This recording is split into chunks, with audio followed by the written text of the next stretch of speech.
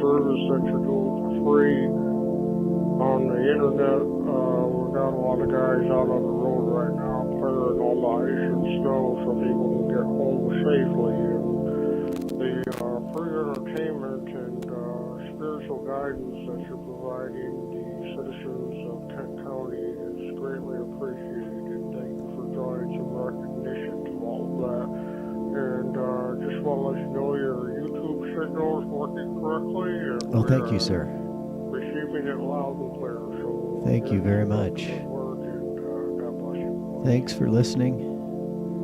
This is the Brother Seamus Show, if you're just joining us.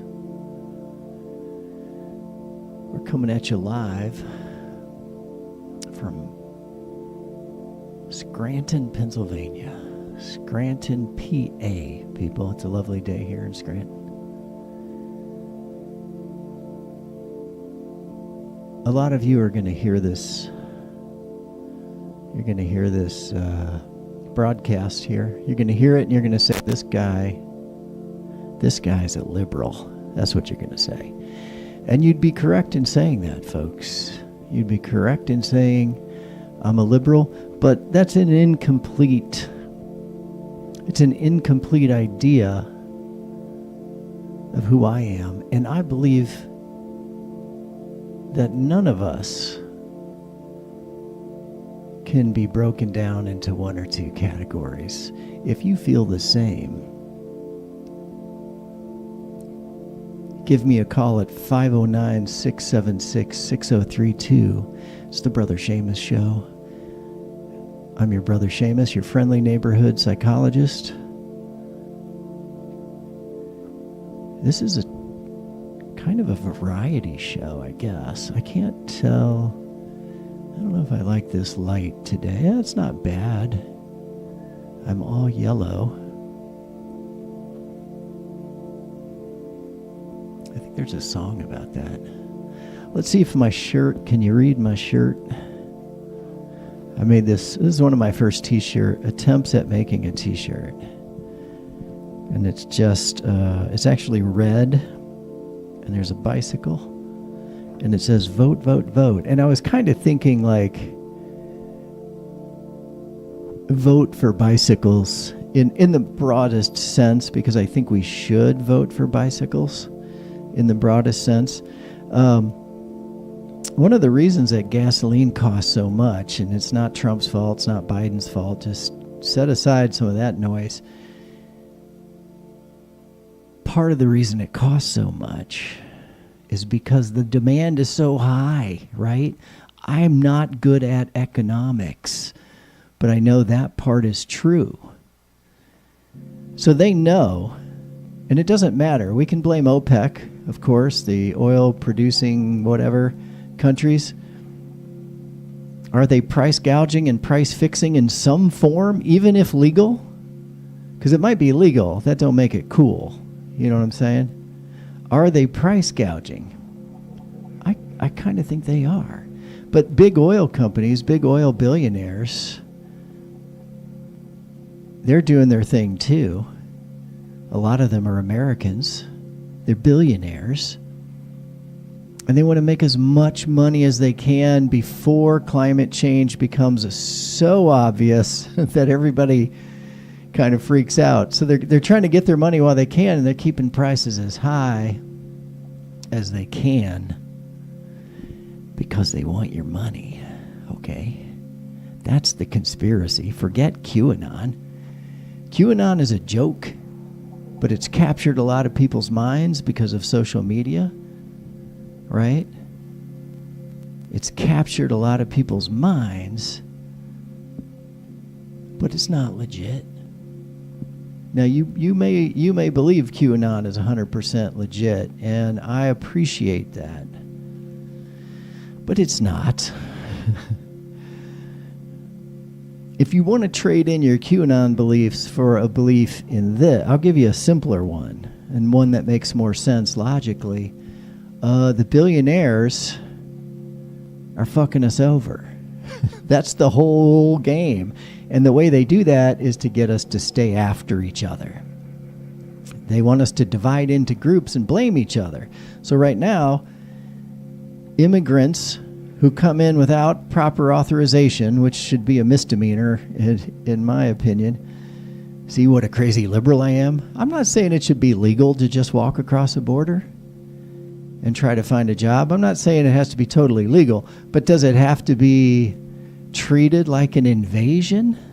It's not an invasion, it's people coming to work. That's basically rush hour at the border. That's what you're seeing. People looking for work, people looking to escape terrible situations, and, you know, people who are they like the United States. They want to come here for whatever their own personal reasons. So the conspiracy is not this QAnon shit.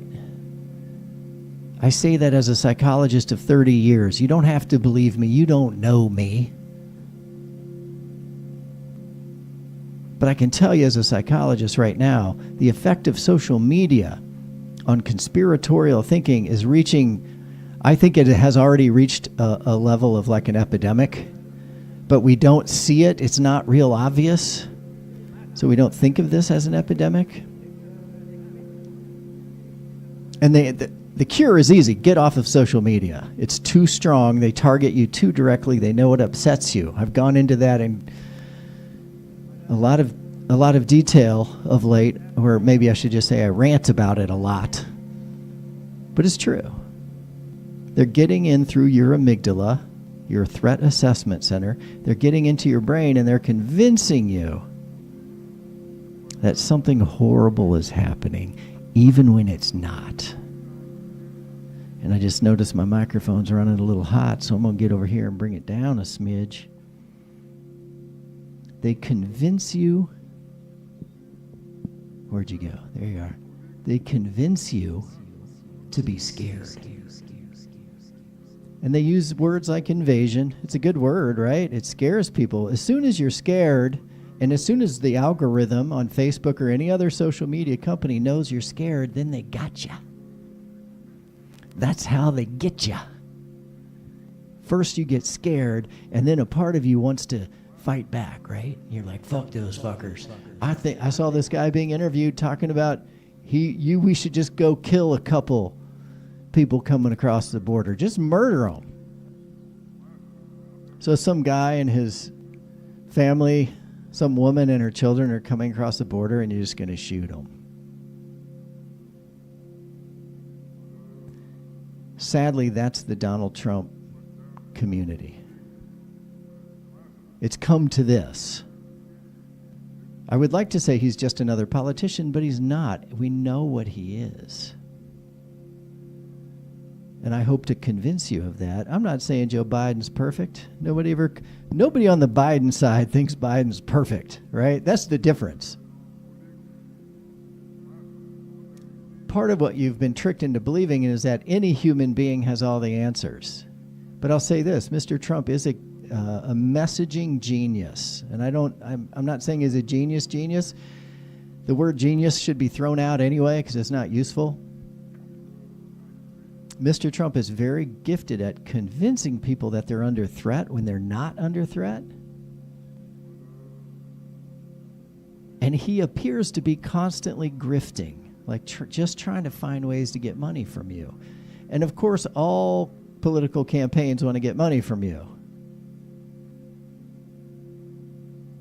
But Mr. Trump does it with such high levels of bald-faced lies. Such high levels. For example, por ejemplo, he said the FBI was prepared to shoot him. He claimed, Mr. Trump claimed, this is just one of many examples where he tries to bamboozle his followers to get their money, right? He said they could have shot me. They were locked and loaded, whatever. They made sure he wasn't there.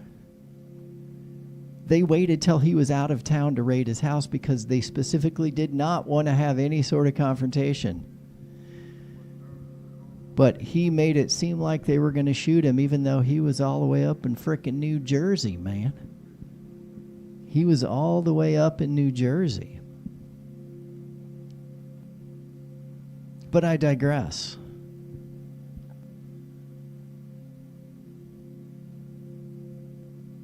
what I was saying was you get manipulated on social media because they know how to upset you. One of my goals in doing this broadcast, this pirate broadcast out of Scranton, PA, one of my goals is to help pull people back from the edge. I'm a de-escalation kind of guy.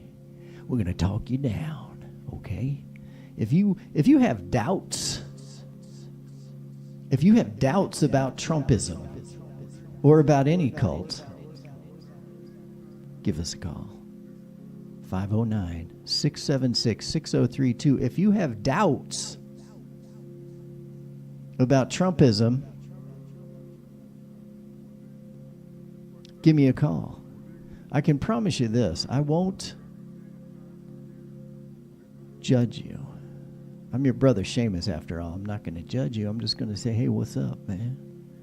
Let's figure it out. Now, if you're a true hater, if you believe violence is the answer, then you don't need to call, because you've chosen your path.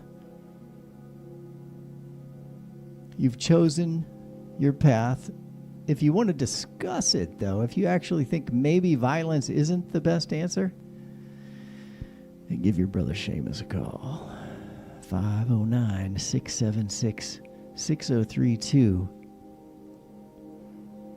What you are seeing and hearing right now is work by a video artist, filmmaker, musician fellow by the name of Zud. Soundtrack by Zud today. We'll be right back. This is the Brother Seamus Show.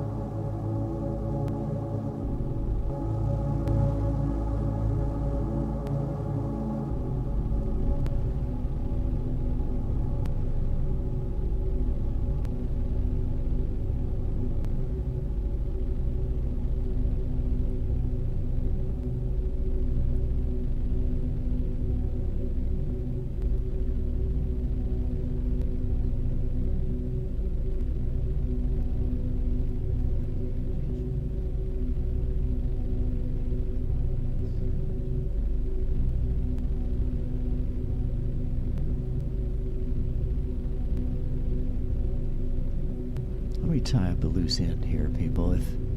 If you can drive less, right? You feel me? It's hard to do, but if you can do it, we reduce the demand for gasoline, and then guess what happens, people? You know what happens when you reduce demand. The price goes down. And let me take it a step further. I would say also, some of us don't need a percentage of us. Let's even say if it's 20%. Let's say 1/5 of Americans or humans around the world, because we're going to have to do this everywhere. I'm sorry, it's just true. We're going to have to drive less. I would hazard a guess, ballpark, 20% of Americans don't need a car. They live in a city that has a reliable enough transportation, and they have a job that has the right kind of hours that they can take public transit to work reliably. And let's say out of that 20%, like a number of them are going to just want to keep driving because they love cars and cars are cool and they're really into cars, and I think that's fine. Some people love cars. God knows I have my hobbies. I'm noticing this camera's up way too high, so I'm going to come up here and give her a little tilt. Please bear with me during the technical challenges. Thank you very much.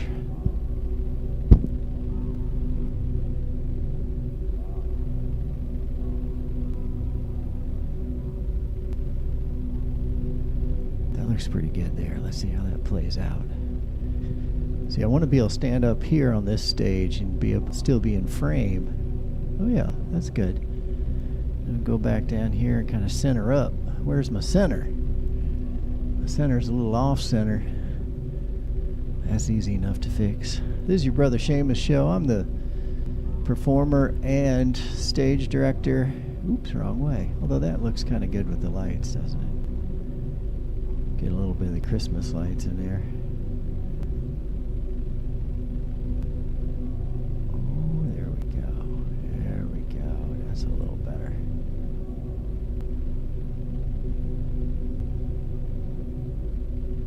If 20% of people stop driving, if 20% of people stopped driving, first of all, air quality would go way up and gas prices would go way down. You know why? Because the demand would be less. And it would be a great way to say to the billionaire oil companies who are trying to F us, they're trying to F us in the B, people. I'm your Brother Seamus. I'm here to tell you, big oil is trying to F us in the B. Don't F me in the B. Big oil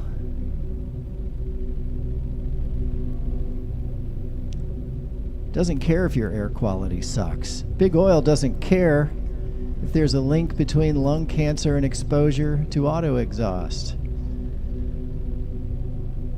Big oil doesn't care. How do you make them care? Well, you as a consumer, you have basically one option, is to stop using the product.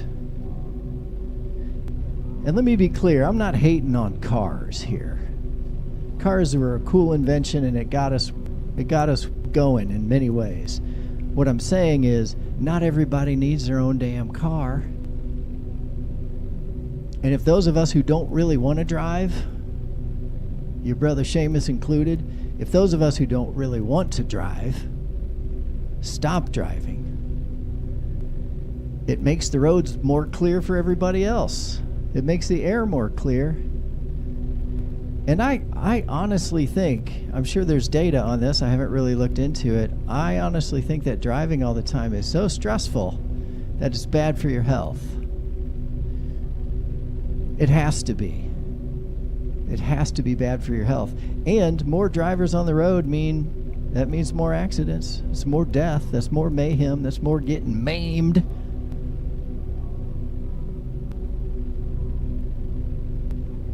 So my point about economics is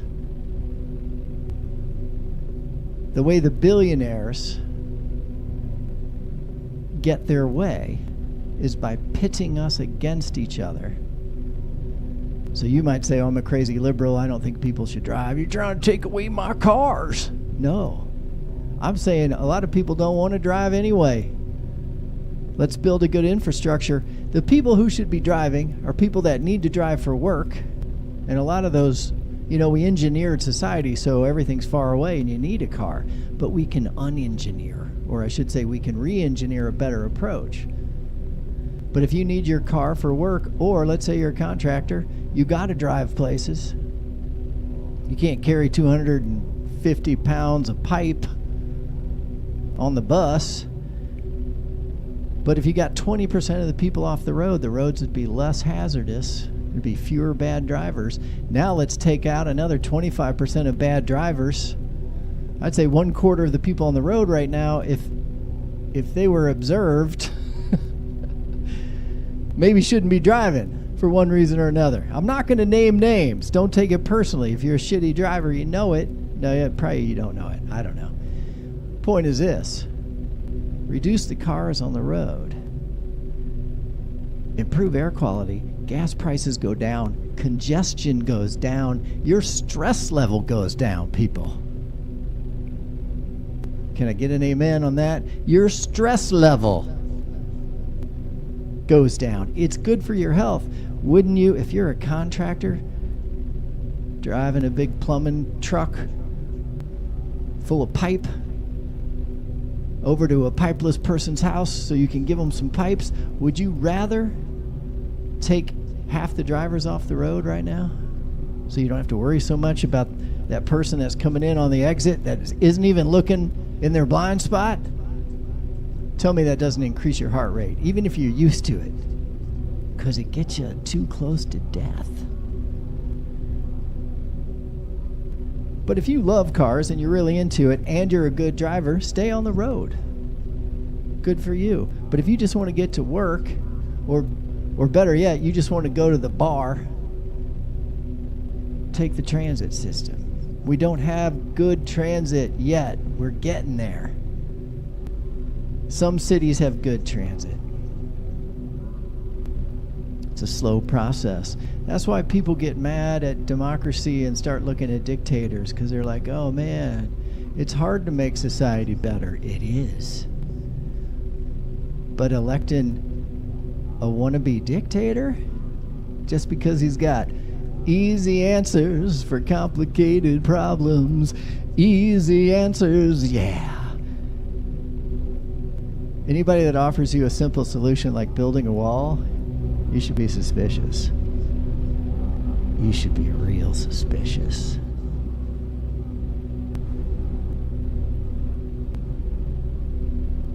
Easy answers to complicated questions. Building a wall. Building a wall. Easy answers to complicated situations. Building a wall. Your brother Seamus, what I'm trying to say here with that little ditty is, when somebody tells you there's a simple answer, they're probably lying. They're probably trying to get something from you. And what all dictators want, which is, that's what we're dealing with here. They want more power and more control. As Mr. Burns once said, I'd trade it all for a little bit more. So most people that become dictators, look, let's pause the dramatic music for a minute. Let's put it way in the background. Most people that become dictators, let's face it, they're very high on, what we would call sociopathic scores. We used to say sociopath, antisocial personality. That was a terrible name for it. Nobody liked that. It never caught on, and whoever thought of it, you're wrong. But antisocial, sociopath, psychopath. Hollywood likes to say psychopath. Doesn't matter. It's all now been boiled down into what's called cluster B. And It's kind of a combination of narcissism, sociopathy, and borderline, I think, is in cluster B. And then cluster A is things that used to be histrionic or passive aggressive. There are all these different personality disorders, which I kind of liked the breakout version with their actual titles, like narcissism. It's easier to understand that way. Whatever the case, dictators tend to be high in sociopathy, high in borderline, high in narcissism. Actually, I'm not so sure about borderline, but maybe in some ways. Point being, that's what Mr. Trump is, and I'm sorry to break it to you that way, but that's what he is. That doesn't necessarily make him a bad person. This isn't about is he a good person or a bad person. For me as a psychologist, it's more like, is he a scorpion that just jumped into the bathtub with you? The scorpion may not be able to help itself from being a scorpion, but do we let it sting us? That's how I look at Mr. Trump. And I encourage you to look at it as well. Think of him as just a person. Don't think of him as some guy that's got all these answers, because he clearly doesn't have the answers. But he's good at making you think he has the answers. That's the first step to get out of a cult, ladies and gentlemen, is to look at the leader as a human being. He's just a guy that's incredibly gifted. I would say, dare I say, a genius at messaging. He's not a genius at everything, and really no geniuses are genius at everything. He's in bed. Mr. Trump is in bed by his own admission. I'm saying in bed metaphorically. He's in cahoots. Mr. Trump is in cahoots with the billionaire fossil fuel companies, whose only goal is to keep prices high because they're trying to F you. They're trying to F you in the B, okay? I know it sounds dramatic and a little bit profane to say F you in the B. But I'm just trying to make a very simple point. If you're in a cult, if you believe in this QAnon stuff, if you believe that you've been sucked into a cult in some way or another, give your brother Seamus a call over here at 509-676-6032, and we can talk about it.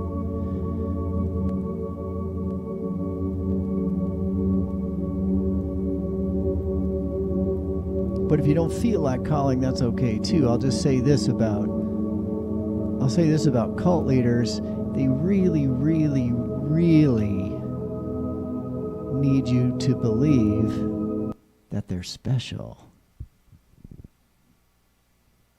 They need you to believe that they're gifted and they're special in some way or another.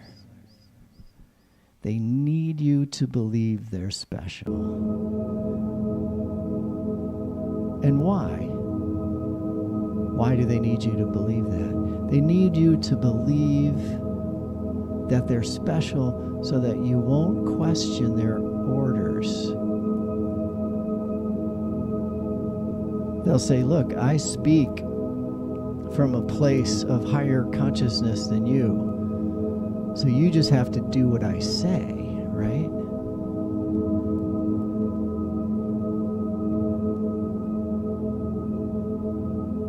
And Mr. Trump, by his own admission, has claimed a certain specialness. He said, I alone can fix it. See, there's another red flag for cluster B sociopathic narcissists, right? I alone can fix it. Bullshit. Bullshit. Nobody alone can fix it. People, let's be straight up here. I alone can fix it? Bullshit. Bullshit. Anybody that says that to you is a fucking charlatan, a fucking faker, and they're trying to get something. Now, the question I find interesting is, does he believe it himself? Does he believe that he's special? I don't think he does. I think he knows he's a really good con man. But if you're questioning that, as you should question all leaders. You should question me. You don't know who I am. You don't know what kind of bullshit I might be slinging at you. I told you earlier in the broadcast that I do have a goal. I have a subversive plot. The plot of this program is to somehow get the idea in your head that you should probably vote for a non-cluster B sociopathic narcissist. Maybe you should not vote for a person who wants to tear down our system of laws, because guess what? What happens after that? What happens after you tear down the system? Even if you don't like the laws and you think they're unfair, what happens when you tear it down? It starts descending into madness, violence, and chaos. And we've already seen that movie. If you vote for this chucklehead, I'm sorry, I shouldn't just make fun of him, but I think he's a very, very dangerous man. I'm your brother Seamus. I'm just sharing my feelings with you today on the broadcast. So just to recap, if you use less gas, if you don't like to drive, if you use less gas and you don't like to drive, the price will go down. The price will go down. If you use less gas and you don't like to drive, if you use less gas and you don't like to drive, they go down. Prices go down. If you use less gas and you don't like to drive, if you use less gas and you don't like to ride, they go down. They go down. If you use less gas and you don't like to drive, if you use less gas and you don't like to drive, they go down. Prices go down. If you use less gas and you don't like to drive, if you use less gas and you don't like to drive, they go down. Prices go down. If you use less gas and you don't like to drive, if you use less gas and you don't like to drive, they go down. Go down. If you use less gas and you don't like to drive, if you use less gas and you don't like to drive, they go down. Down. If you use less gas and you don't like to drive, if you use less gas and you don't like to drive, they go down. Prices go down. If you use less gas and you don't like to drive, if you use less gas and you don't like to drive, they go down. All the way down. If you use less gas and you don't like to drive, if you use less gas and you don't like to drive, they go down. Prices go down. They go down. Prices go down. Prices go down. Prices go down, down, down. Prices go down, down, down. If you use less gas and you don't like to drive, if you use less gas and you don't like to drive, they go down. Go down. If you use less gas and you don't like to drive, if you use less gas and you don't like to drive, they go down. Prices go down. If you use less gas and you don't like to drive, if you use less gas and you don't like to drive, they go down. Prices go down. If you use less gas and you don't like to drive, if you use less gas and you don't like to drive, they go down. Go down. If you use less gas and you don't like to drive, if you use less gas and you don't like to drive, they go down. Prices go down. If you use less gas and you don't like to drive, if you use less gas and you don't like to drive, they go down. Prices go down. If you use less gas and you don't like to drive, if you use less gas and you don't like to drive, you go down. Prices go down. If you use less gas and you don't like to drive, if you use less gas and you don't like to drive, they go down. Prices go down. If you use less gas and you don't like to drive, if you use less gas and you don't like to drive, they go down. Prices go down. I'm saying if you use less gas and you don't like to drive, if you use less gas and you don't like to drive, they go down. Prices go down. I'm saying if you use less gas and you don't like to drive, if you use less gas and you don't like to drive, they go down. Down. If you use less gas and you don't like to drive, if you use less gas and you don't like to drive, they go down. Prices go down. If you use less gas and you don't like to drive, if you use less gas and you don't like to drive, they go down. Prices go down. Do ba ba ba do do ba ba do ba ba ba ba ba boo ba ba do ba ba ba da do ba ba do ba ba ba ba ba boo ba ba do ba ba ba ba ba do ba ba do ba ba ba ba ba do ba ba.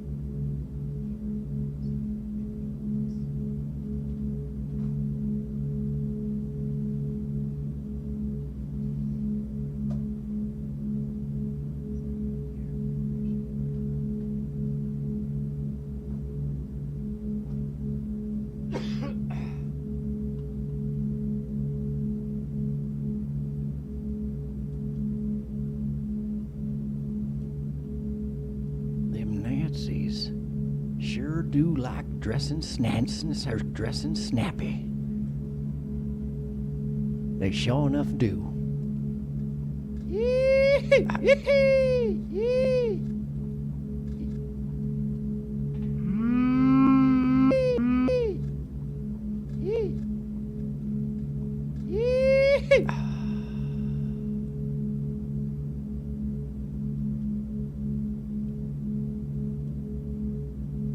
Them Nazis sure do like dressing snappy. They sure enough do.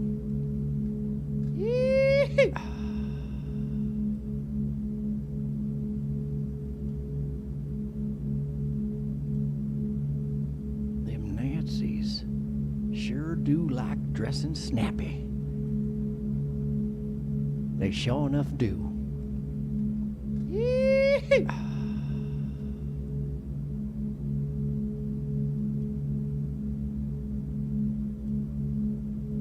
Them Nazis sure do like dressing snappy. They sure enough do.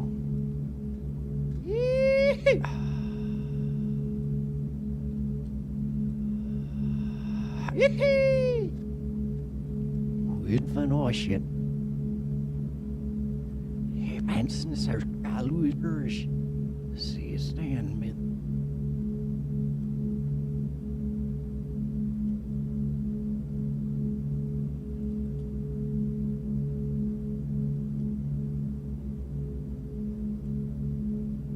Them Nazis sure do like dressing snappy. They sure enough do.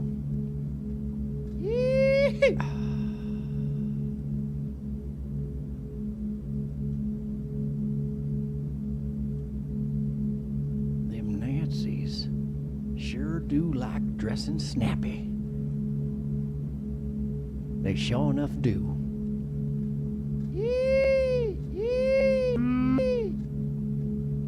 We do.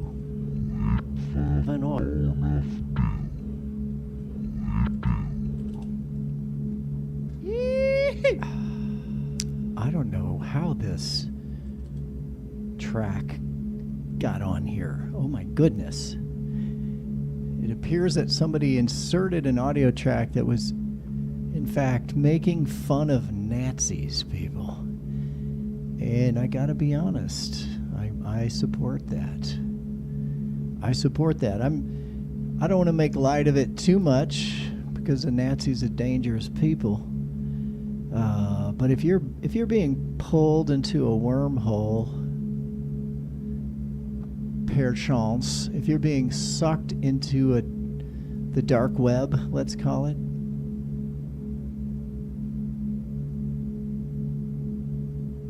there is a way out. There are a lot of ways out. The first way out is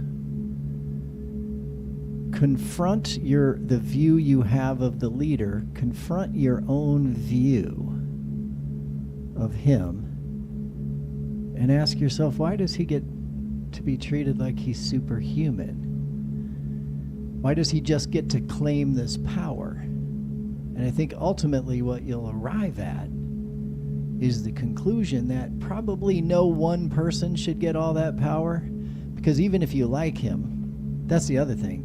Even if you like him, he could turn on you at any time, people. You may love him right now. You may be an avowed racist and love Donald Trump for his racism. You know, come for the tax cuts, stay for the racism. That's fine. But just remember, dictators can do whatever the hell they want. He might show up at your house or at your business and say, oh, I like this place. I like your wife. I'm just going to take it from you. You can't do anything about it because he creates the laws. So your choice this November is, do you want a guy that gets to make the laws on a whim so he can steal your wife if he wants to, right? He can cuckold you if he feels like it. And he'd be proud to do it. Mr. Trump would be proud to take what's yours. Or do you want a regular president? Do you want a dictator-ish emperor? All those words mean the same thing. Autocrats, whatever. Fascism, whatever. It's just right-wing dictatorship, okay? That's all it is. Do you want that? On the chance that you stay on his good side and that you don't have anything that he wants. Because guess what? You won't really have gun rights. Vladimir Putin doesn't allow gun rights in Russia. You know why? He doesn't want you to be armed. Ain't nobody getting rid of the gun rights here. Yeah, we can ban assault rifles. We should. It's stupid. They're stupid. We can have sensible gun laws. It's easy. But the point is, do you want a guy that's going to do whatever he wants, or do you want a guy that's held accountable by the law? It's a simple choice. Joe Biden adheres to the law. He follows what the courts say. Trump's saying that Biden got him convicted of this. This was Trump's own doing. Trump got himself into trouble by creating fraudulent documents to cover up a hush money payment. He did that himself. And the evidence is, whether he is found guilty or not, who knows? It's a jury of his peers. Joe Biden didn't arrange that. I know some of you think you did, but you're living down in the wormhole of QAnon. You think I'm in a wormhole, I get it. We'll agree to disagree on that one. The point is, it's a jury of his peers. He has more money than he knows what to do. Well, some say he has more money than he knows what to do with. But he's spending it all on legal fees. Are they picking on him a little? Maybe. Are young prosecutors hungry to bring down, pardon the metaphor, they want to bring down Moby Dick? Of course, human motivation plays a role in everything, but Trump broke the law. He set himself up to be effed in the B. He did it to himself. He has no one to blame. You can almost see it if you're actually looking at news about the trial. He's pretty dejected. The drawings of Senior Trumpy Pants, he's very dejected. He's like a child that's been sent to timeout. Michael Cohen did 2 frickin' years in the slammer, and Bill Barr tried to make it worse on him. Talk about a violation of human rights. So nobody made Trump do what he did. There's a trail of evidence a mile long. He did it to himself. But guess what? Who cares? That's not even the point. The point is, do you want to give any one person all the power? One of the ways they trick you is to make you believe they're special, that a lot of times it's they communicate to a deity. In Trump's case, he just claimed he's special, that he alone can fix these problems. And then what he does is he either offers real simple solutions that sound like they would work, like building a wall, but they don't really work in reality, but it sounds good. And I'll give him credit. He did try to build the wall. I think maybe in his heart of hearts, he knew that there was no way he could build a wall that long to cover all that rough terrain. But I think he thought it would work. He really thought maybe it'll work. But of course it didn't. So tip number 2, if you're dealing with a cluster B sociopathic narcissist or a narcissistic sociopath, however you like to divide it up, is they promise you easy, quick solutions. There aren't any. Immigration has been a problem in a sense. Like, we haven't had a good system since Ronald Reagan. And he was so busy fucking over the mental health care system that he may not have realized that he had one of the best policies. You could get a guest worker permit. Because if immigration is such a big problem, how come Mr. Trump only wants to go after the immigrants? How come not the people hiring them? Because if it's such a big illegal thing to have immigrant labor here, how come the guy doing the hiring never gets in trouble? Does anybody know? They used to. When I was a kid, you'd see on the news they raid somebody's farm, and I feel bad for the farmers because you know what they're doing? They're trying to make ends meet. They're like, look, I hire immigrants. They'll work very hard for $10 an hour. I can't get any American labor at that rate. But if Trump really believes that the immigrants are invading us, then why aren't you cutting off the people that are paying them? You know why? Because they're holding up the economy. Many of them are also Trump supporters, so he's not going to get his own people arrested. If there was no work here, if nobody was paying you, the flow of immigration would go way, way down. So that's the trick. He tricks you into thinking things that are false. And I would argue that the internet then, social media, compounds the damage, right? Social media compounds the lies. And I think as a psychologist, what it feels like to me after 30 years of experience is that we are not emotionally sophisticated enough to really handle the impact of targeted social media advertising. I think we can't handle it. I think that's what it comes down to.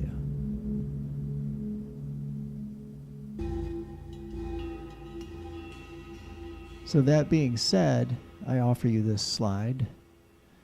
This is not today's lesson. I still haven't even started today's lesson, but don't worry, we will get into it soon.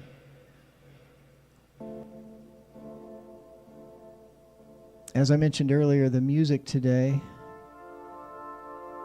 is by a young human named Zud, X-U-D. You can find Zud out there on the interwebs. Zud is out there doing his thing. It's good preaching music. I'm your brother Seamus. I am a preacher. I do me some preaching on this program, but I also try to do a little educating.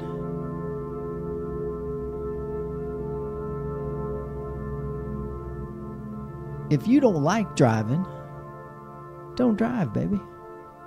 Why are you driving if you don't like driving?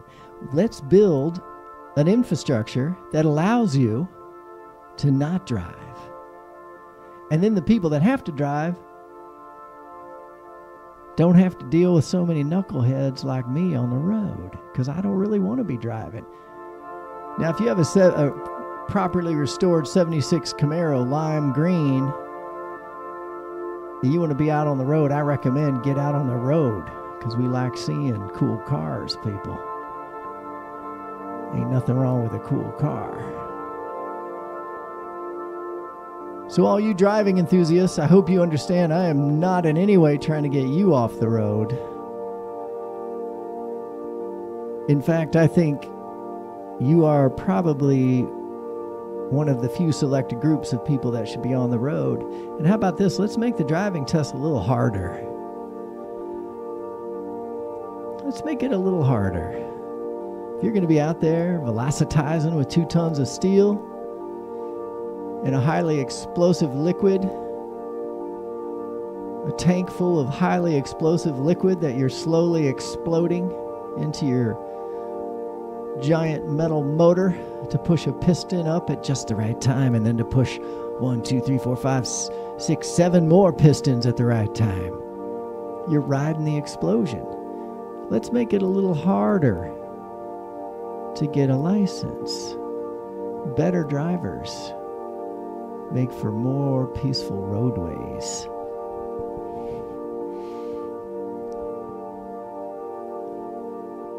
You know what's going to happen now. Everybody's going to be selling bootleg. If we ever made driver's licenses hard to get, we would have people selling bootleg driver's licenses, baby. That's just how Americans do it. All right. Let's get on to our lesson. I'm your brother Seamus. I don't believe that our brains are sophisticated enough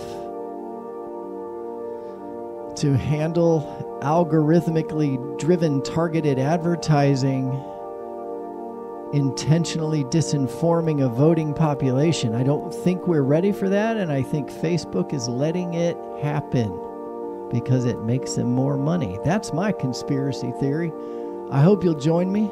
I hope you'll sign up for the same conspiracy so that we can, I don't know, maybe we can hold social media companies maybe we can hold social media companies to account through civil liability. You and I cannot sue social media companies, even when they damage our society. I left the echo on too long there. I was trying to be dramatic. What I was getting at is you can't sue. Really, you can try. There are some cases going. There's a case under the name of Gonzalez versus, I believe, YouTube, or it's probably versus Google, because Google owns the YouTubes, right? Or does YouTube own Google? Who knows? There's too many corporations, Jim.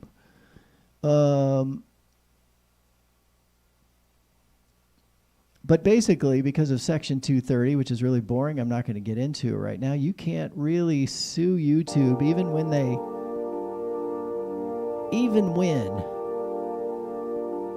their algorithm picks up on the fact that your son is vulnerable and they target him with ISIS recruitment videos, and he responds. And he goes and joins ISIS and then gets killed, probably by a suicide bomb. I can't remember how he died, but that's a true story, people. Your brother Seamus doesn't lie. So the family is suing YouTube, but Section 230 pretty much protects YouTube from those kinds of lawsuits. Until we have that, we are going to suffer the effects. Sorry, that was loud. We're going to suffer the effects of a form of self-imposed, it's like a self-imposed disinformation campaign in some ways. There are bad actors on there who want you to believe, for example, that there's an invasion at the southern border. There's not really an invasion. But they can get on YouTube and they can find out if you're the kind of person that might believe it, or if you're going through something that might make you more vulnerable to believing it, like a divorce, isolation, job loss, poverty. There are many situations which may make people vulnerable. And these folks can use a very intelligent algorithm to target. It's very cost effective. You don't waste money on people that won't be influenced. You just target the people that are gettable. And the scarier the better, because they're sneaking in through your amygdala, right? They're sneaking in through your amygdala, the part of your brain that tells you whether you should be afraid. And once you're upset enough, emotions kind of take over, and the ability to think reasonably starts to evaporate. So take your mind back, people. It's time to take your minds back from QAnon and other nonsense. My first recommendation is step the hell away from your social media, including this program. Go outside, talk to people, talk to real humans. Talk to people you disagree with, but give them a good listen. Especially people you know are smart or you respect. Talk to them person to person. Otherwise, the lie machine is going to get you. If you've already been gotten by the lie machine, my condolences. You more than anybody should give us a call if you're trying to get out. There were a lot of people in Jim Jones's cult. They were down there in Guyana. And I won't get into the whole thing. There's a couple good documentaries out on. There's one on Hulu, I think, that's pretty solid. Some of his followers were trying to get out. They didn't want to be in the cult anymore. And some family members knew that, and they were trying to get their family members out. And Jim Jones figured it out. Some of them got out. They ran into the jungle, and others played dead, I think. But a lot of them didn't get out because they did not step back from the situation and think it through with less emotion. If you want help in doing that, give me a call, 509-676-6032. I'm your brother Seamus. This is not therapy, folks. This is a variety show whose host happens to be a psychologist. So it may be therapeutic talk. Let's call it that. But it's not therapy. Just want to say that up front for liability purposes. This is not therapy. But if you need therapy, go get it. It's good. I've been doing it for 30 years. I got my own therapy. It's good shit, man. It's like keeping your teeth clean. Everybody thinks about therapy as this big deal. It's like, well, you got to keep the plaque off your teeth or you're going to get the gingivitis. It's the same thing with mental health. That has changed. When I was coming up, it was still a pretty big stigma to get treated for a mental condition. They used to say it's a nervous breakdown. They used to say that. And that usually meant somebody was, usually a woman, was overwhelmed with parenting like 5 or 6 kids at once. And she couldn't take it anymore. She got the hell out.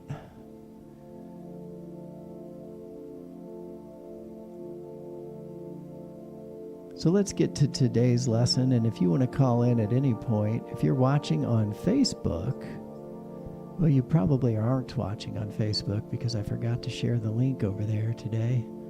So let's fix that now.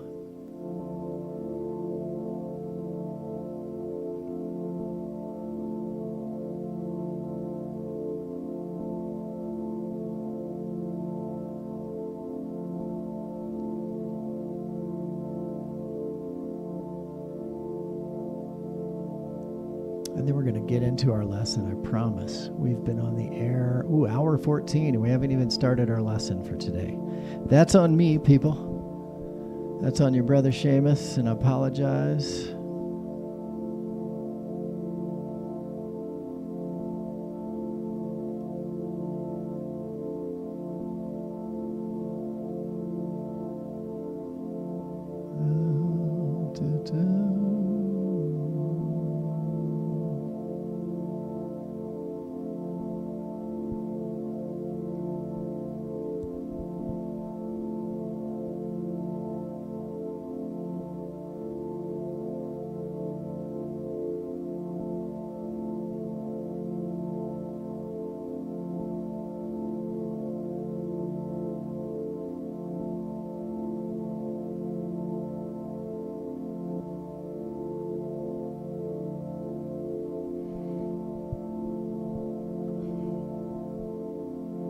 All right, so let's review before we start our lesson.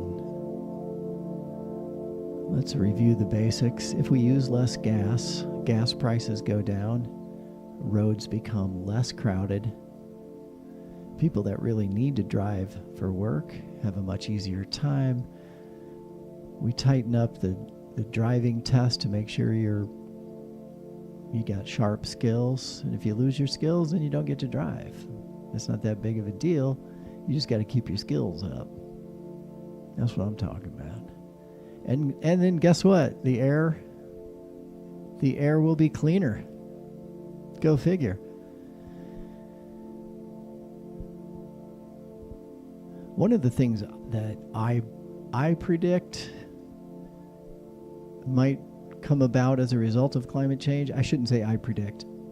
I've read about. It hasn't come to fruition yet, but it's the idea that asthma and related bronchial illnesses and problems are going to go up because the air quality is going to go down, and it makes perfect sense. It makes perfect sense. 509-676-6032. We are about to begin our lesson for today. You can call during the lesson, but, that might be considered a little bit rude. All right, let's see. There's our lesson from before. I need to turn off. I've got a filter on display capture, and the filter is jacking up my lesson. Luma key off, please. Thank you. So that's the previous show's lesson. This is kind of how I break down the upcoming election. I'm voting about abortion. I'm voting about gun safety. I'm voting about black and brown voters having equal access. I'm voting about stochastic terror, which is where you, as a famous person, you go out there and you're like, boy, those liberals sure are terrible. They're Marxist, Leninist, Stalinist, observationists, and you should hate them. And maybe, as Tom Cotton suggested, Senator Tom Cotton suggested, you should be violent toward them if you don't like what they're doing. So that's stochastic terror. I think the Trump campaign pretty much has that category locked up. And then there's health care. Mr. Trump would prefer to get rid of the meager health care system that we have right now. Some call it Obamacare. It's also called the Affordable Care Act. It gives insurance to 40 million people. They want those 40 million people to have to buy it from them. They want to privatize it. Now, I'm not saying Obamacare is perfect, but guess what? It works. It's functional. You may not love it, but it's a thing that functions. How's that for a convincing argument? My main argument against Mr. T-Rump is that he doesn't have anything to replace it with. If he actually had a plan, now I don't know, some of y'all have been at this for a while. You might remember Trump Care. That was supposedly the plan he was going to bring in to replace Obamacare, but he wouldn't say what it was. Argument number 3, that you're dealing with a con artist, right? First he tells you he's special, and so he has the right to make all the decisions, and you can't question him. He's special. It's a rule.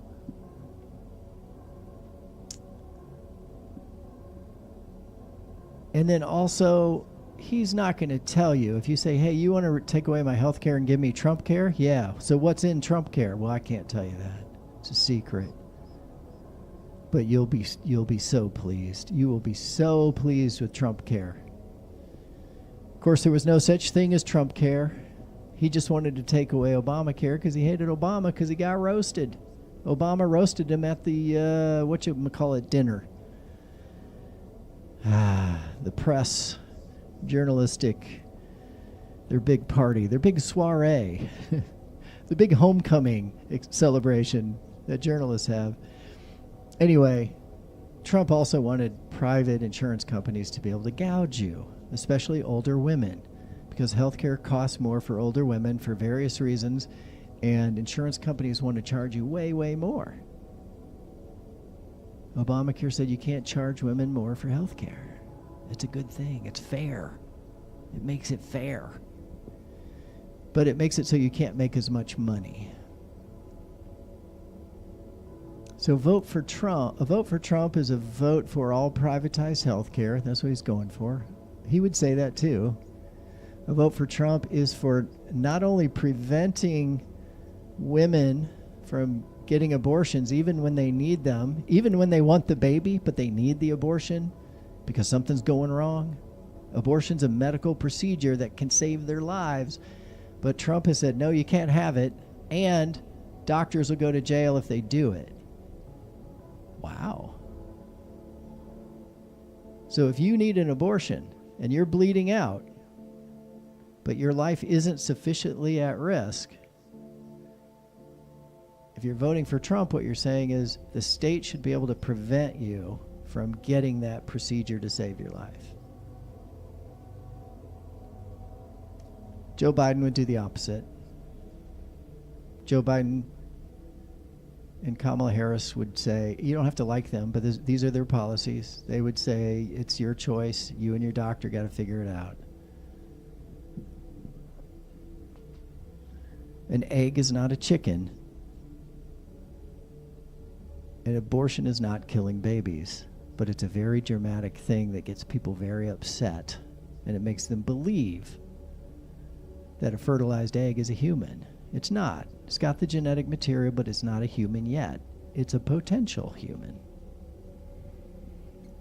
But if you say it's a baby, now your emotions are engaged and your ability to think it through is going to be diminished. And it's an understandable one. So that's a brief summary of where I think kind of some of the big issues, economic stuff should be in that list too, but I didn't really have time to talk about it the other day. So let's get to today's lesson, because I can't get off the air unless I give you today's lesson. There it is. I see it.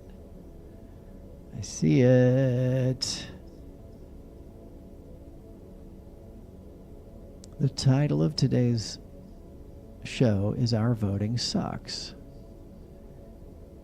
Real hard. That's today's title. And I'm going to go ahead and pause this music. We'll make it feel more like class. If you're good and you pay attention for 5 minutes, then we'll go back to the music. Oh, yeah. Oh, yeah. Oh, yeah. There's our graph. Okay. We don't need echo for this either. So what we have here, folks, is proof. This is the proof. And don't worry, I'm going to leave it on here for a while. This is proof that our voting here in the United States, and if you're joining us from another country, welcome. Welcome to the show. I'm your brother Seamus. But here in the United States, and you can see that it varies by state. Like Maine and Washington and Oregon are pretty much, and it looks like Minnesota and Colorado too. Michigan's getting close. Those darker states are kicking ass at voting. They're kicking ass. Maine especially. We'll see their numbers in a minute. Maine is kicking ass, people. If you live in Maine, ladies and gentlemen, shout out to my brother Timoteo over there in Portland. If you live in Maine, you're one of the few states, handful of states, that have voter turnout at levels that are comparable to Western Europe. Still not as good as Western Europe, I don't think, but they're going in the right direction. Our voting overall sucks real hard.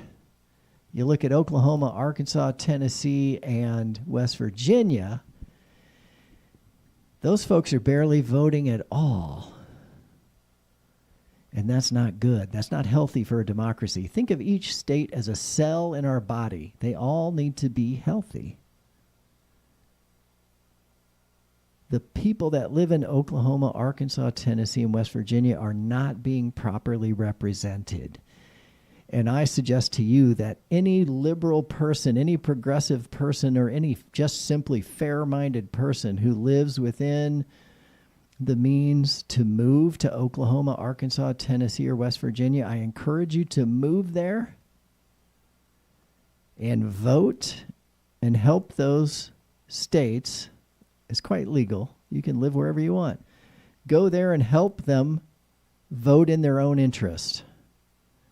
I'm not saying trick them. I'm not saying lie to them. I'm saying help them vote in their own interest. We need a new kind of migration.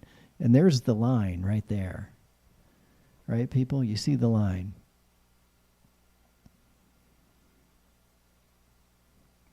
That's Missouri. That's Kansas. There's Oklahoma. There's Arkansas. That's Tennessee, I believe. Yeah, because Kentucky's right above it, and West Virginia. They need help. Can you move there? I hope you will. That's a side note. Let's look at what happened in 2020. Approximately 240 million people were eligible to vote in the 2020 presidential election, and roughly 66.1% submitted ballots, totaling 158 million votes. Joseph Biden received 81.2 million. Donald Trump received 74.2 million. So 7 million votes separated them. It's a lot of votes, but those votes are distributed very heavily around bigger cities. It's part of the problem in our system is we don't have even representation, and Democrats mostly take it in the b-hole on that one. There were some third-party candidates, Joe Jorgensen and Howie Hawkins. They got almost 3 million votes. Here, the last sentence is what I want to draw your attention to. Although it looks like the slide needs to be resized a bit.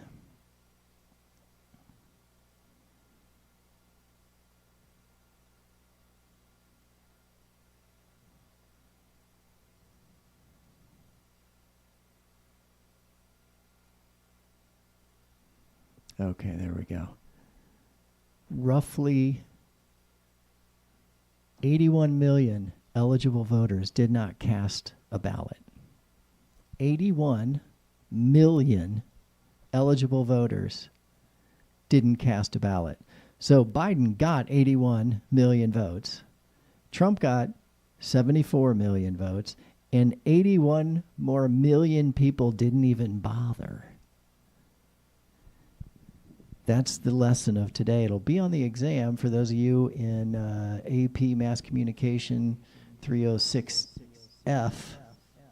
This will be on the exam. How many people did not vote? How many eligible voters did not vote in 2020 in the 2020 presidential election? 81 million. Joe Biden got 81 million. 81 million people sat home. They sat on their hands collectively.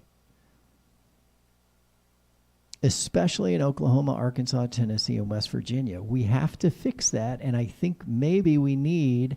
I wasn't even going to talk about this today because it seems a little too controversial. But what the hell? Oh, there's my Wordle for today. I hope that didn't spoil it for anybody. If you're a Wordle player, just strike that from your mind.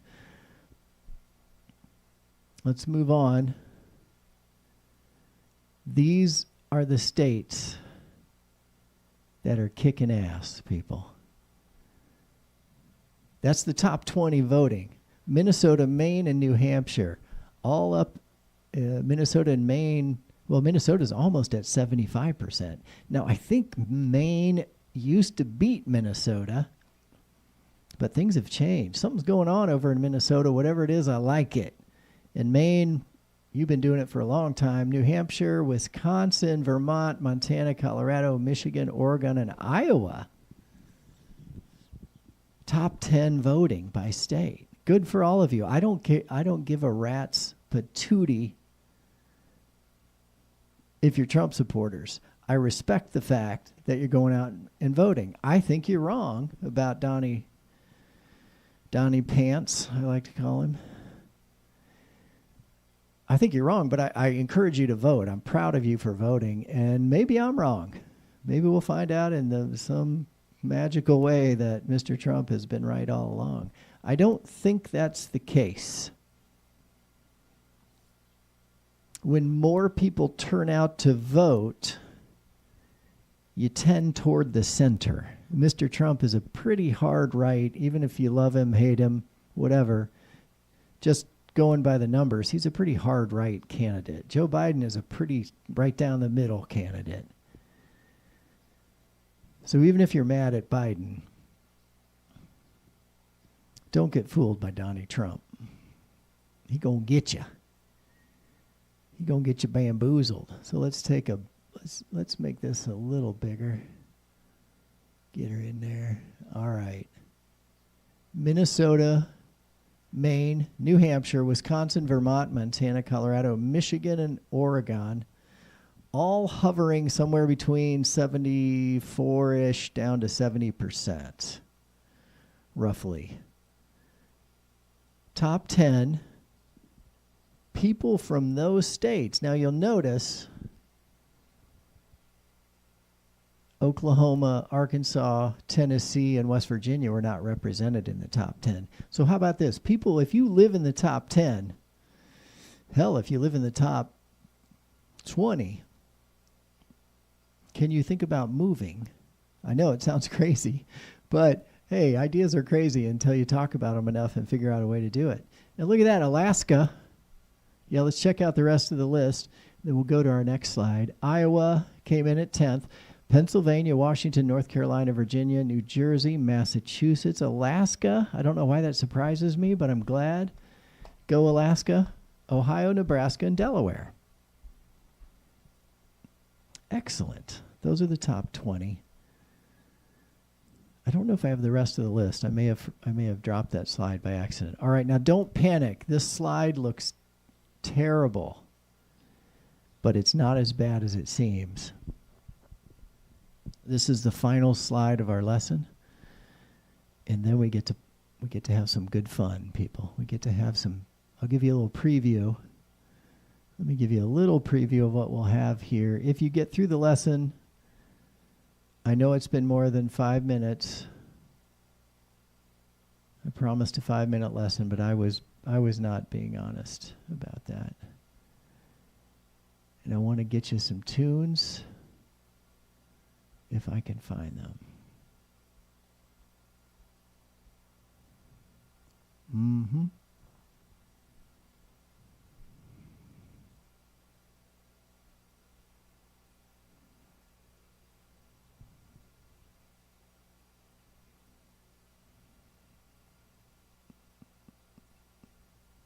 Where did he go?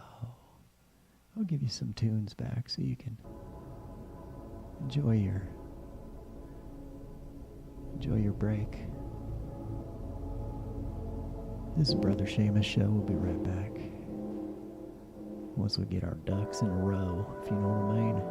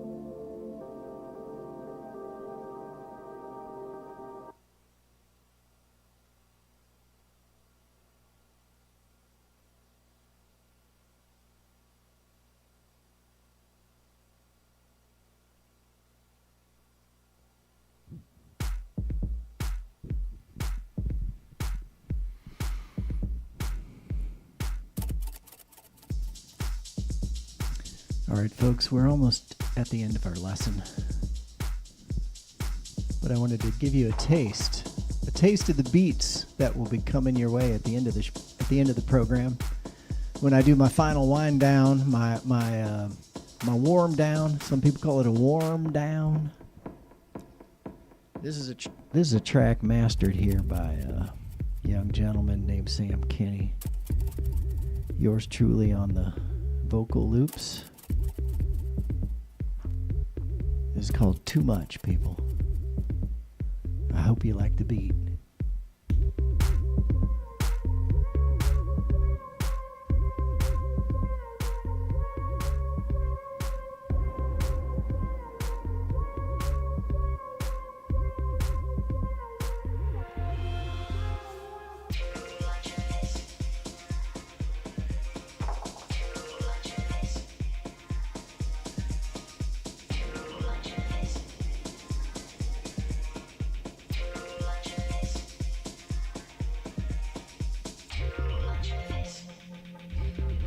Play that a little bit louder, people. We gotta get this a little bit louder. Let's see what we got.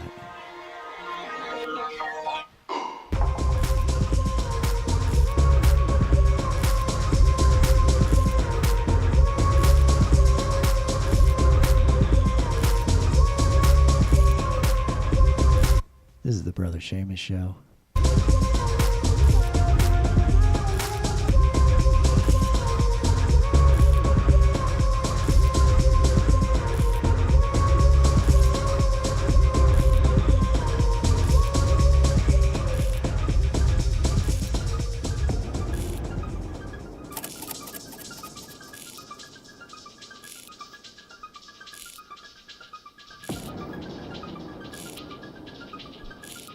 All right, folks, let's get that last bit of our lesson in.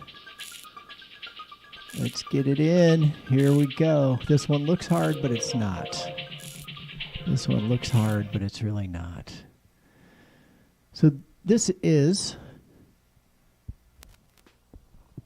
U.S. voting age population turnout, and it's by country, all right? Or sorry, U.S. voting age population compared to the voting age population turnout in other countries. And this is the crux of my argument, is you can find it on this chart. This shows how far down we are on the list when we really should be up in the top 2 or 3. Since it was kind of, you know, what do I want to say? You know, the U.S. made having self-governance, we made it popular. I think I can say that safely. We weren't the first ones to think of it, but we were the first, dare I say, soon-to-be superpower to go in that direction, and I think we should be proud of that. But we're not going to keep it if our vote looks like this. And let me get over here and make it bigger because it's so hard to read. All right, almost a little bit bigger. Bring it back over here. All right, here we go. I don't know if you can see that. I'm going to try to make it even bigger. What's the biggest I can make it? We'll take it all the way up. Let's see. All right. Well, that's pretty good. That's pretty good. That's as good as it's going to get here today on the Brother Seamus Show, ladies and gentlemen. This is a chart. This is recent. This is data that you can find. It's out there in the wild. There's nothing special about this data. I didn't cook it up myself. You can get it from a number of sources. I believe if you look at this article, they'll tell you their source or sources.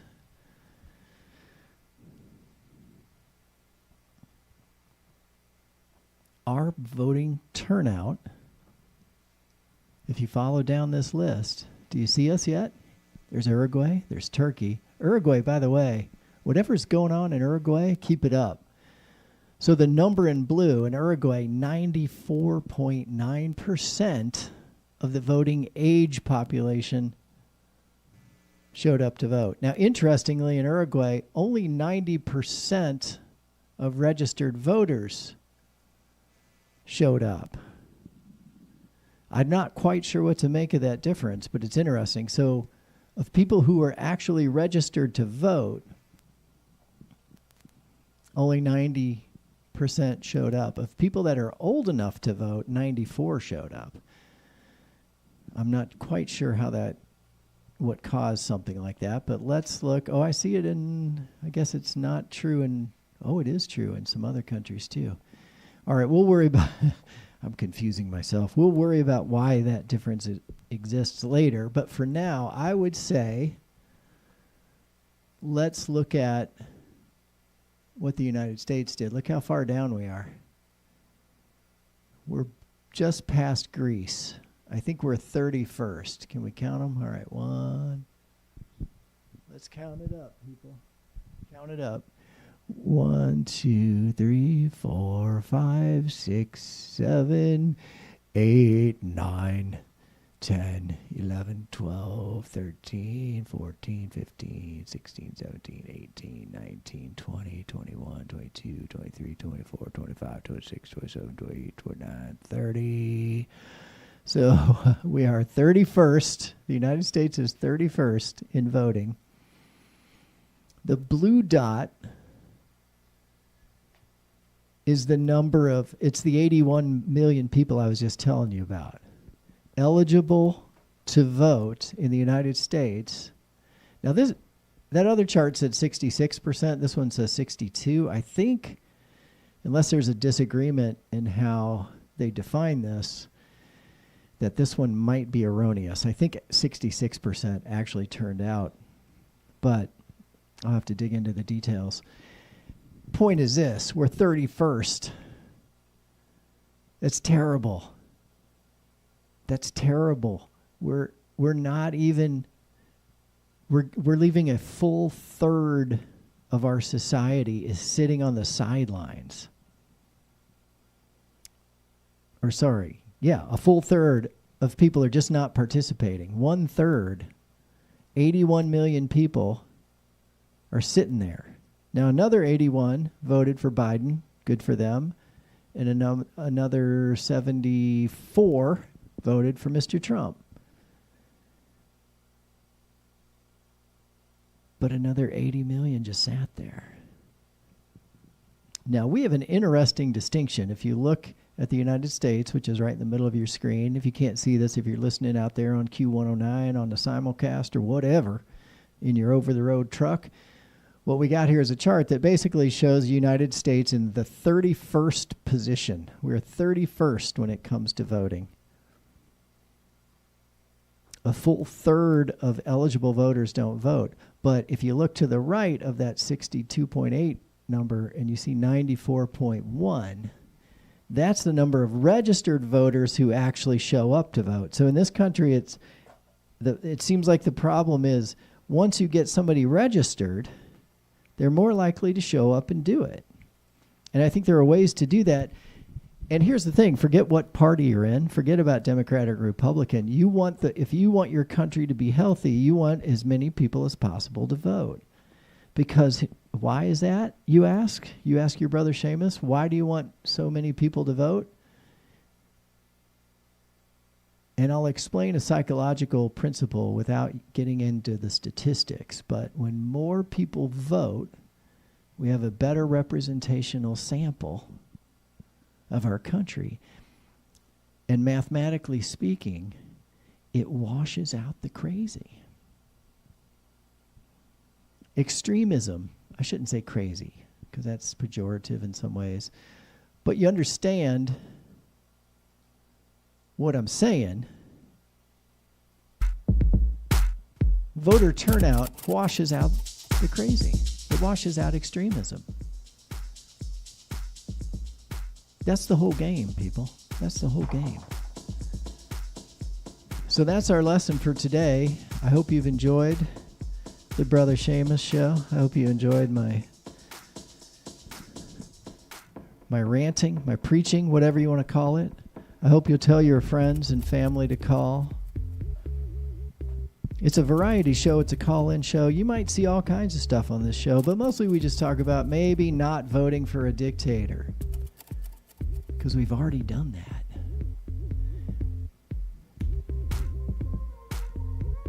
I showed you some slides just now. I won't go back to them because they're boring. Well, actually, I will go back.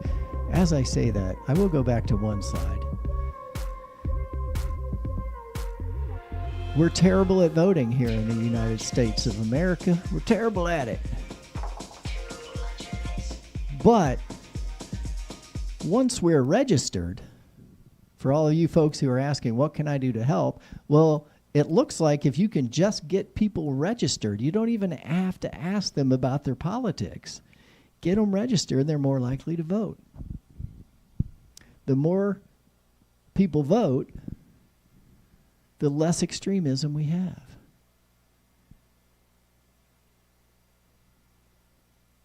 So let's see. There's the chart that I wanted. The darker blue states, Washington, Oregon, Colorado, Minnesota, Wisconsin. Good for you, Wisconsin. I didn't know you were that dark blue. I always knew you were a blue Wisconsin, but listen, I didn't know you were that blue. In Michigan, we should be a little darker blue, I think. I say we. Those are some of my people from way back. We're down in Scranton, PA now. And, yeah, we could do better. In Maine, pretty incredible voting. But we need help. We need to help our fellow Americans. It doesn't matter if they're Trump voters. We should move to Oklahoma, move to Arkansas, move to Tennessee, move to West Virginia, and try to spread out some of the goodness. You know what I'm saying? That's the Brother Seamus spread out the goodness plan, okay?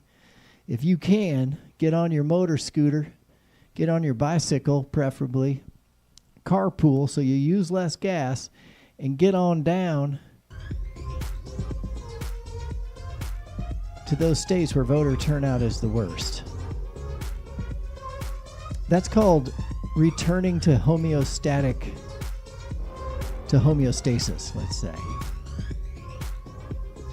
When people don't vote, when large numbers of people don't vote, this is just a basic statistic thing. When large numbers of people don't vote, it makes it more likely that extremist candidates will come into power.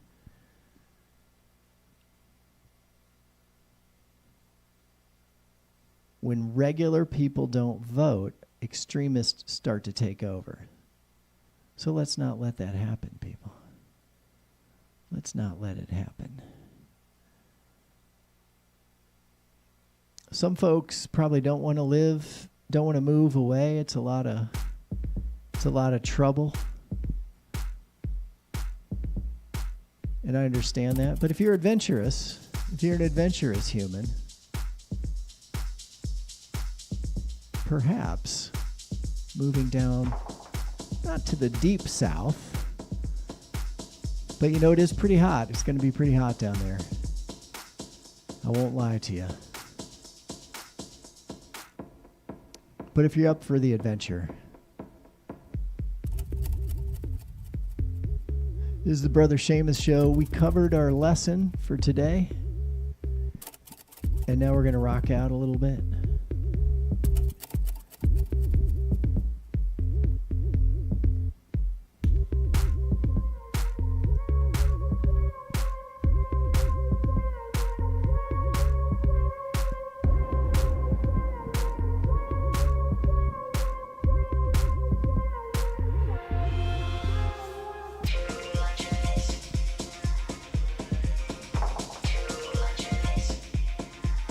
If you can find a way to drive less, this isn't a shaming campaign. I mean, I got rid of my car, personally. I'm proud of myself for that. But I'm not here to shame anybody into doing it. I'm lucky enough to live in a city that has a pretty effective transit system. Kudos to us. Also, I love riding my bike. That's what I do to try to reduce my footprint. I'm not perfect at it. I also go camping in an RV, which burns a ton of gas. So I'm not judging here. I'm saying let's use less gas, if for no other reason than to force gas prices down. Wouldn't that be nice? Wouldn't you love to stick it to the billionaires? Because you know what? They're going to stick it to you. They're going to stick it to you every chance they get. Another way you can tell you're dealing with a wannabe dictator is they very quickly appeal to the richest members of society and promise to help them, which was exactly what old Mr. Donny Pants did this week. You can go look that up for yourself. I don't think it's that hard to figure out. He said to the billionaires, he basically said, hey, give me a whole bunch of money and I'll make sure that you don't have to deal with regulations, environmental regulations, and I'll make sure that your taxes go down. So tell me again, who is Trump here to help? Is he here to help the regular man that has to chase a wage? Chasing the dollar? He ain't here to help that man or that woman. I can attest to it personally. So if you feel like you are trapped in that world and you're starting to wonder, why is Mr. Trump beckoning? Why is he beckoning to billionaires and saying, please give me money, please, and I'll take regulations away. And even if you hate Biden, you can hate him. I don't give a shit. I'm your brother Seamus. I don't give a shit if you hate Biden or not. Whatever, it's your right. But if you give one crap, if you give one hoot, we'll keep this kid friendly. If you give a hoot about the environment, Mr. Trump, in his own words, has promised to completely gut any environmental regulations, anything with climate change. He's going to help the billionaire oil barons because he wants to be a billionaire oil baron or something similar. So even if you hate, that's the sub theme. Can I get an amen? Amen. There we go, people. We got an amen in the audience. Even if Mr. Biden is the worst president in the world, in your opinion, he's still not going to shit on the environment. Let's put it that way. But I know somebody who will because he's promised to. That's one of his promises. If you don't know anything about elections, you don't have to try very hard to find what Trump's position is on the environment. He doesn't give a rat's, I hate to say it this way, but he doesn't give a rat's titty. He doesn't give an erection about the environment. No, wait a minute, that came. So that's your show for today, people. Our voting sucks. We're in 31st place in voting across the world. Who's number one? That'll be on the exam. Anybody know who the best voting country in the world with 94% turnout?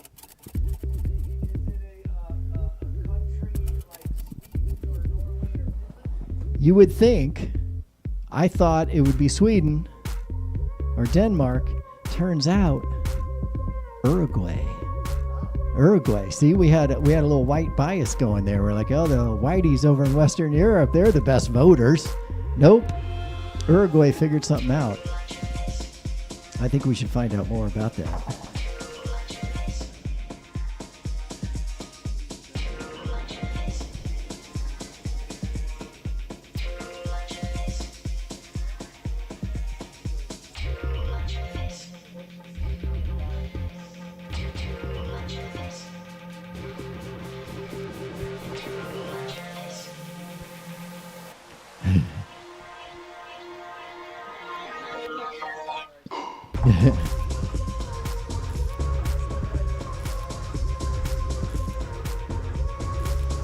So this is your last chance to call, people, because I'm about to click it. I got to put my windshield wipers on my motorhome, and that's going to take a minute, I'm afraid. So call now or forever hold your peace. Now, some of you may have objected to my characterization of the MAGA movement because I, in a previous show, referred to it as the same as Nazis. So I said MAGA is Nazis. And one of the things you can always tell when you're dealing with Nazis, some of you want me to take it back, but I won't because it's, it's just kind of what I consider to be the God's honest truth. MAGA is Nazis. But the funny part is they like to, whenever you get Nazis, they always get caught up in dressing alike. They want their uniforms. So I made this vocal loop to express my feeling about that. Nazis sure do like dressing snappy. Nazis sure do like dressing snappy. See what I'm saying there, people? Nazis, they went down there to the hush money trial over there at the Stormy Daniels trial. Nazis sure do like dressing snappy. And they sure do like dressing snappy, people. They sure enough do. They wore matching clothes. They wore their blue suits and their red ties, which they do a lot. It's not that big a deal. You can dress alike if you want. I've just noticed the Nazis that sure do like dressing snappy. Nazis are always caught up in their outfits. They sure enough do. It's a very important part of what they do. So let me cut this filter off of this here camera. We can get a scene of what's going on here. Sure do like. So I made a little loop, and I'm gonna perform it for you now. This is called Nazis. They sure do like dressing snappy. All right, here we go. This is your brother Seamus. I'm going to do this without a beat because I think that's how it should be done. Here we go.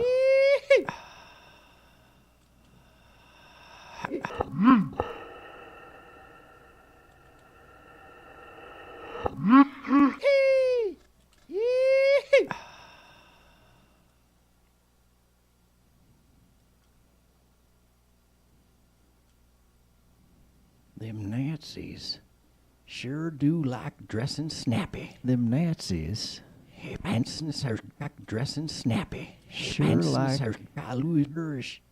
See, stand them Nazis. Them Nazis. See, Nazis. See, it's Nazis. These sure Nazis do like dressing snappy. Sure do like dressing snappy, ladies and gentlemen. They sure enough do. Now, I'm not saying with fun or shit. They sure enough do. I'm not saying that Matt Gaetz is a Nazi. I'm not saying that. Can he get an amen, brother? I'm not saying he's a Nazi. I'm just saying he dressed like one.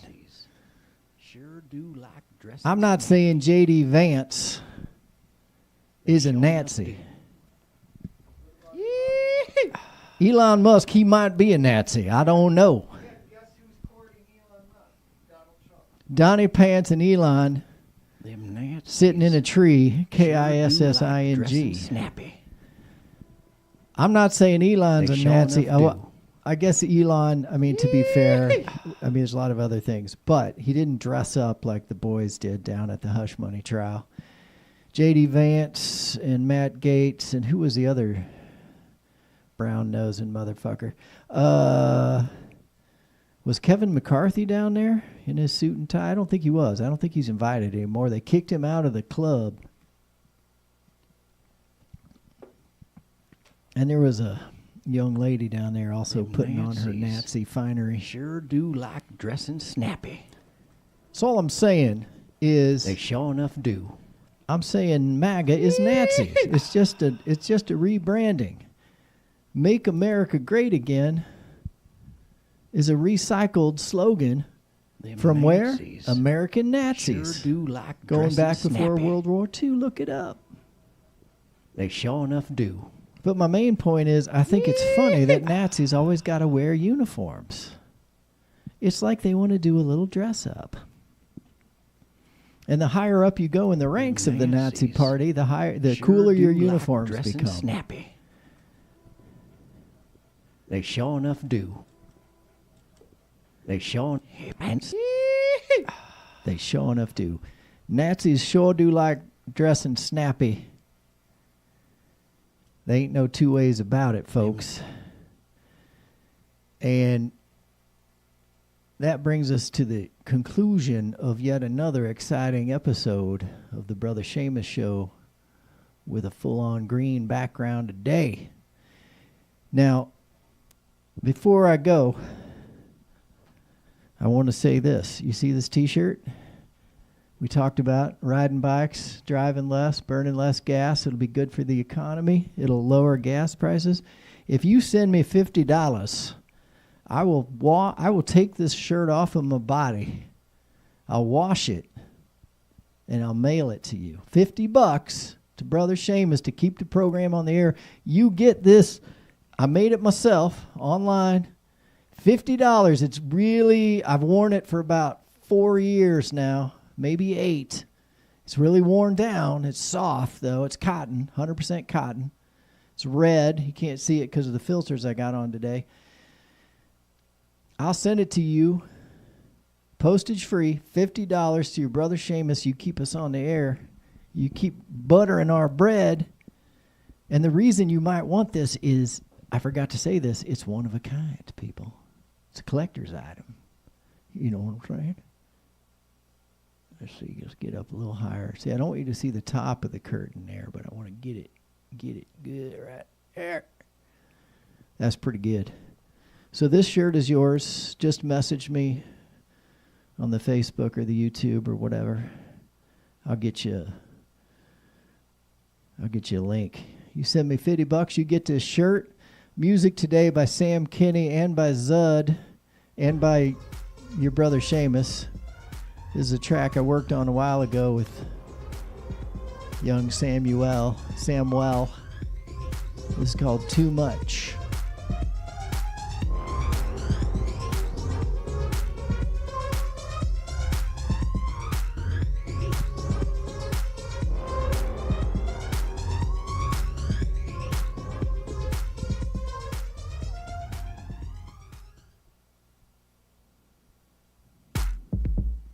There we go. So if you want to support us, if you want a different t-shirt other than the one I'm wearing, you can zip on over. You can zip right on over to Humans for Democracy. They're the sponsors of the Brother Seamus Show. Bonfire.com/store/Humans for Democracy. You can see the whole line of t-shirts we put out. Our specialty is the Immigrants Make Great Americans t-shirts. It comes in all shapes, sizes, cuts, colors, fabrics. I tried to get as many in there as I could. I like the pastels, but yeah, let's see. Well, that's a nice one. No, I think I like this one better. What is that one called? That's called Blue Jean. That's a nice color. Blue Jean. Get yourself an Immigrants Make Great Americans shirt.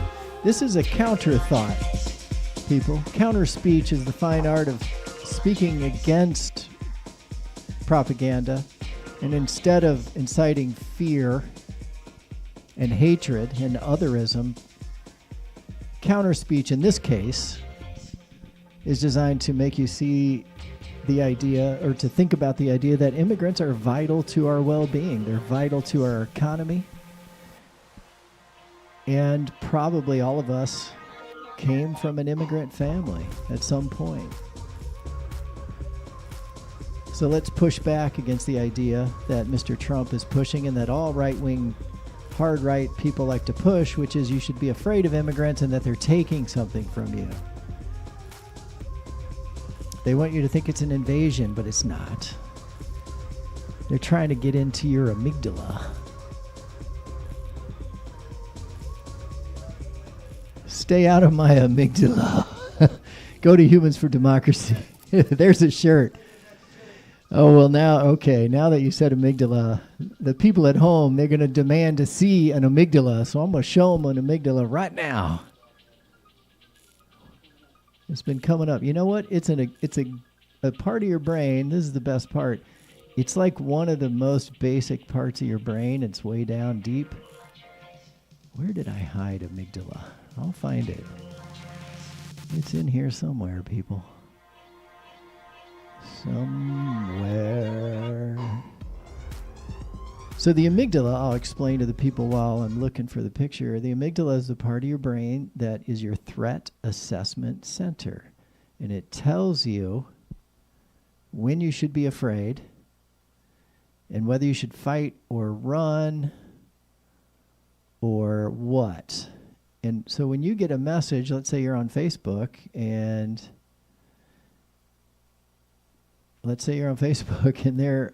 they're scaring you with the idea of an invasion, that the immigrants are invading the part of your brain. In this chart, it says amygdaloid body, and I don't know if that's old speak or new speak because I'm not a brain physiologist. I'm just a regular neighborhood psychologist here to help you with your troubles by talking about it on the radio for entertainment purposes. This is not therapy. The amygdaloid body is right there in the center, bottom center. So that's been, we evolved, our brain kind of evolved up and out, right? So we had a lot of this basic stuff back when we were developing. This kept you alive. Your amygdaloid body told you when there's a threat. So when somebody says there's an invasion, what they're hoping to do is ping this area so it'll start to make you feel like you need to do something. And unfortunately, people like Mr. Trump sort of want you to do some violence.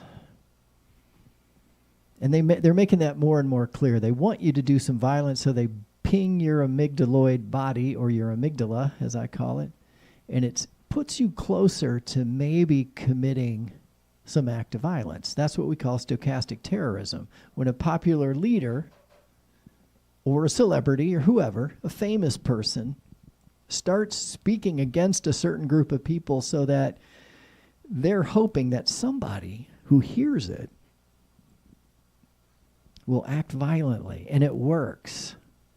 Paul Pelosi was attacked by a gentleman who got radicalized on social media and was so convinced that this 80-year-old man was a threat to him that he hit him in the head with a hammer and caused permanent damage. I know some of you think that's funny, but it's not. It's stochastic terrorism. If your message is to do violence against others, Tom Cotton, senator from Arkansas, if you're encouraging Americans to be violent against other Americans, then you're a piece of shit. Then you're anti-American. Goddamn right. Say it louder, brother. I don't know if you could hear that, but you can also say hallelujah. Yes. All right, that's enough. That's enough for today, folks. Don't be fooled by social media, and even question me, your brother Seamus. Who am I to tell you what to think? In my cult, listen.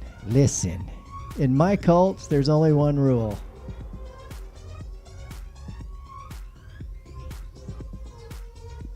Trust your own opinion.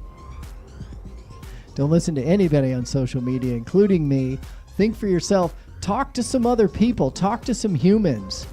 Don't sit there and doom scroll on Facebook because they figure out how to fuck with your noodle. That's what your brother Seamus is here to tell you mainly. Those jackals on Facebook and all the other social media companies are immune from prosecution, and they're effing with your brain, man. They're trying to F you in the B. Meanwhile, they're effing you in the brain. That's a lot of F's and B's, man. Guard your amygdala. Your amygdala is a primal kind of response thing, You get scared. You're told that this group of people is a bunch of murderers and rapists. And then somehow you feel justified in attacking them because if you're scared enough, you feel like you're protecting yourself. That's what Mr. Trump is here to offer. If you're a millennial or a Gen Z, please, please, please, please, please, please, please register to vote. Get your friends registered to vote. You don't have to vote for Biden. You'd be silly not to, but it's your choice. You make your own choice. If you don't believe me, if you're just coming into politics, which is fine, people come into it at all different points. If you don't believe, if you think I'm exaggerating about Mr. Trump, just watch. I hesitate to say go to watch one of his rallies, but watch one of his rallies and listen to what he says. He's talking concentration camps. He's talking mass deportation of immigrants who are a vital part of our economy and have families here. He likes hurting people, and he's going to. Unless the 80 million people that chose not to vote get up and get out to the voting booth, people. Facebook will continue to protest that it is innocent, but it is playing a huge part in disinforming our society, and we have no means of holding them accountable. How did it get to this? I'll tell you what, it gets my amygdala going, thinking about the fact that this giant $1 trillion corporation can F with people's minds, and we can't do anything about it, people. We're effectively incapable of holding Facebook and other tech companies accountable because we thought they could do no harm. But guess what? They can do a lot of harm. And they've done a lot of harm, and they're continuing to do it right now.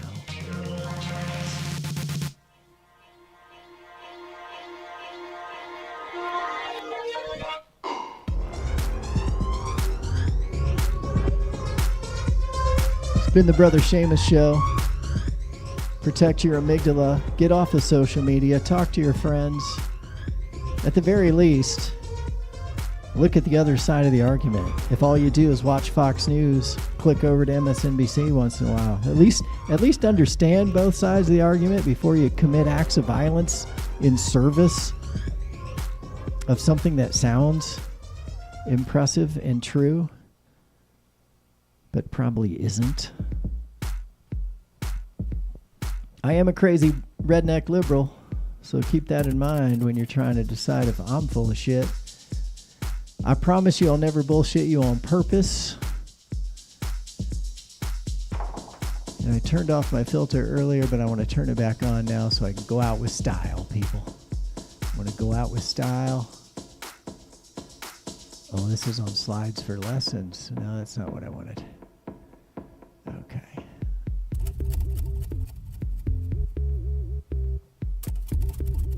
Humans for Democracy on bonfire.com, folks. That's where you get your t-shirts.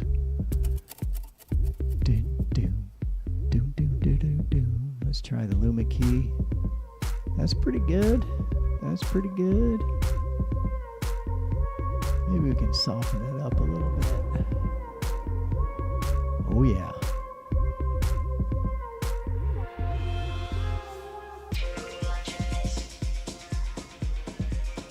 Too much of this, not enough of that. There we go. That's a little better. Makes my skin look funny, but that's all right. Let's go. Ooh, I like that better. Just keep it right there. Thanks for tuning in, everybody. I got a new setting I like. I'm very happy.